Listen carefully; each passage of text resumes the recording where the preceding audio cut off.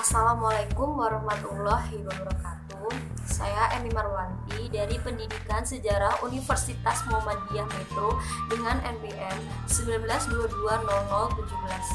Tentunya kita sangat sedih dengan apa yang terjadi seperti saat ini ya kawan-kawan, di mana COVID-19 saat ini sedang menjadi problematik yang ada di Indonesia maupun di negara lainnya. Pemerintah pun melakukan social distancing agar COVID-19 ini cepat berakhir, dan saya harap kawan-kawan semua dapat mematuhinya agar COVID-19 ini cepat berakhir dan kita bisa melakukan aktivitas seperti biasanya. Baik, pada kesempatan kali ini saya akan menjelaskan materi tentang remaja yang terbagi menjadi 3 sub. Yang pertama yaitu karakteristik remaja rentang usia 15-18 tahun, yang kedua kenakalan remaja, penyebab, serta solusi mengatasinya, dan yang ketiga yaitu mendidik anak usia remaja. Nah, yang pertama yang akan kita bahas di sini yaitu karakteristik remaja rentang usia 15-18 tahun atau bisa disebut juga masa remaja tengah atau masa remaja madya.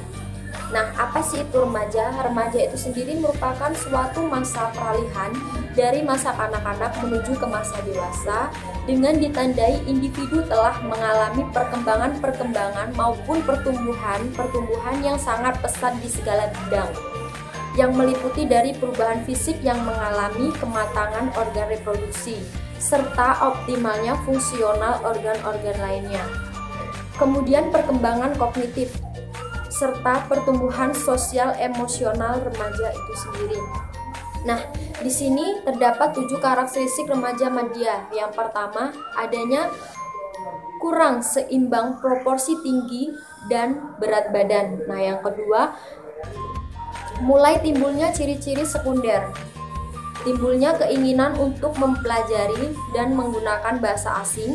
Yang ketiga, kecenderungan ambivalensi antara keinginan menyendiri dengan keinginan bergaul dengan orang banyak, serta antara keinginan untuk bebas dari dominasi dengan kebutuhan bimbingan dan bantuan orang tua.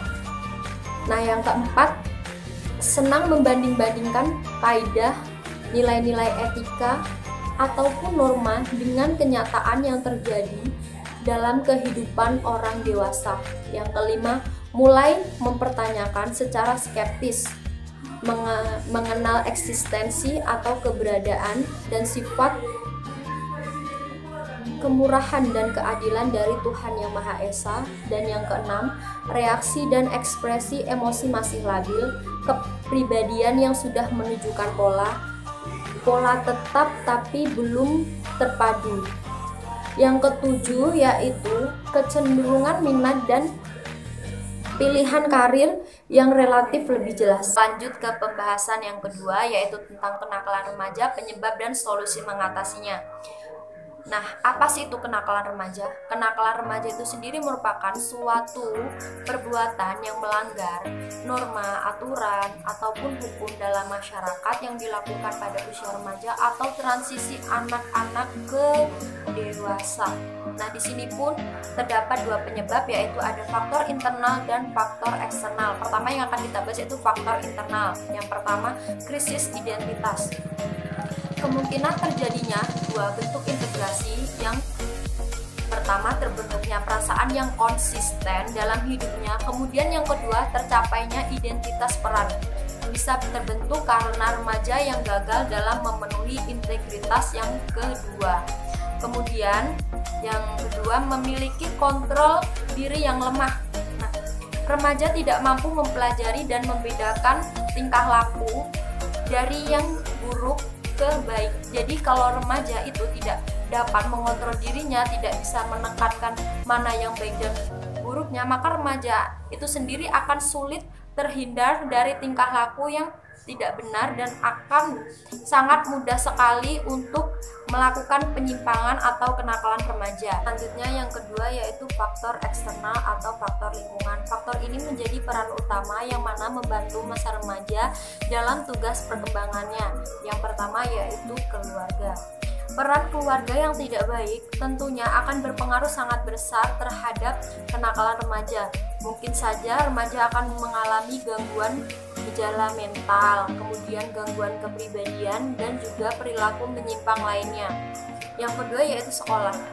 Peran guru dan proses belajar yang tidak baik akan memberikan peluang anak didiknya untuk melakukan perilaku menyimpang, dimulai dari kurikulum yang berganti-ganti, kemudian pendidikan agama yang kurang, bimbingan konseling yang kurang merangkul anak didiknya. Seperti yang kita ketahui bahwa sekarang ini banyak sekali guru BK yang ketika muridnya atau siswanya mengalami suatu masalah, mereka hanya bisa menasehatinya tanpa memberikan solusi yang tepat agar si siswa itu dapat meringankan sedikit masalah yang ada dalam pikirannya atau membantu mereka dalam menyelesaikan masalah tersebut. Kemudian yang ketiga, lingkungan sosial. Lingkungan sosial yang kurang sehat atau rawan menjadi salah satu faktor yang cukup mempengaruhi anak untuk berperilaku yang menyimpang. Dan di sini terbagi menjadi dua garis besar. Yang pertama, faktor kerawanan masyarakat. Contohnya, minum minuman keras, narkoba, obat-obatan terlarang, anak putus sekolah, tindakan kriminalitas, beredarnya tulisan dan tontonan yang memiliki konteks pornografi maupun kekerasan.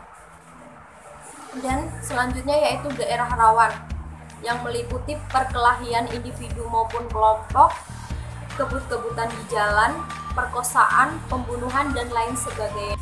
Oke, kita masuk ke pembahasan terakhir kita, yaitu mengenai mendidik anak usia remaja.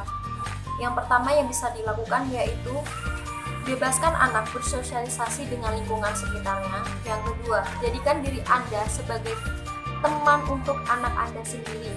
Karena ketika Anda bisa menempatkan Anda sebagai teman anak Anda sendiri, anak akan cenderung ketika mempunyai masalah menceritakan kepada Anda karena anak merasa Anda sebagai pendengar yang baik dan sebagai orang yang tepat. Yang ketiga, berikan kepercayaan dan tanggung jawab. Jadi buat para orang tua, jangan pernah berpikiran kalau anak Anda tidak bisa menyelesaikan apa yang Anda inginkan dan atau yang Anda bebankan untuk anak. Pasti anak itu ketika Anda percaya kepada mereka, mereka akan melakukan hal yang paling terbaik untuk Anda. Kemudian yang keempat yaitu hargai minat dan pemikiran anak. Yang kelima, ajari dengan pendidikan agama yang baik. Sekian dari penjelasan saya rasa pasti masih banyak kurangnya. Saya mohon maaf, saya akhiri. Wassalamualaikum warahmatullahi wabarakatuh. Sampai jumpa lain waktu.